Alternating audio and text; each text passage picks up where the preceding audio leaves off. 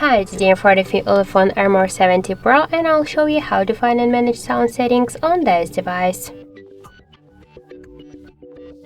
First, let's open the settings application and then scroll down to the sound section. Here you'll see phone, notifications and alarm sections. Here we can change the sounds.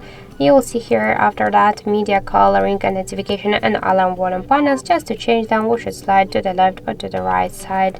There's dots on the panels. To activate or turn off the vibration vocals, never, always, then ring gradually. Select one from these available modes. Let's go back.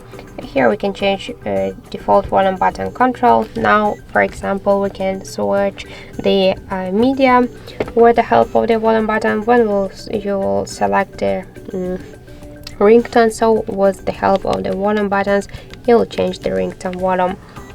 Also, we can activate or turn off the Don't Disturb mode, and in advanced settings, here we can see the media settings to turn pin media player or to show the media recommendation switchers, and to activate dial button, screen lock and lock sounds, charging sounds and vibration, touch sounds, touch vibration switchers, and just we can switch the emergency dial and signal from silence to vibrations or tones, and in sound attachments we can use volume boosters for speaker and the hi-fi mode.